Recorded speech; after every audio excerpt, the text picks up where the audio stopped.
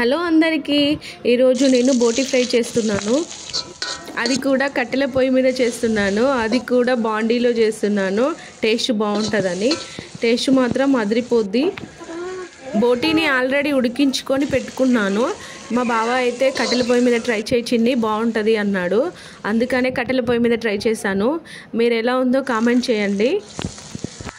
Video అయితే చూస్తున్నారు కానీ లైక్ చేయట్లేదండి. ఒక్క లైక్ చేయండి, చాలామందికి రీచ్ అవుద్ది. మన కర్రీ అయిపోవడానికి వచ్చింది. ఇప్పుడు గరం మసాలా వేసుకుందాం. గరం మసాలా వేసుకున్న తర్వాత వేడి వేడిగా తింటూ ఉంటే భలే టేస్ట్ ఉంటుంది కదా. ఓకే, మా బావకి ఇద్దాం. ఇప్పుడు మా బావ టేస్ట్ చేసి ఎలా ఉందో చెప్తాడు.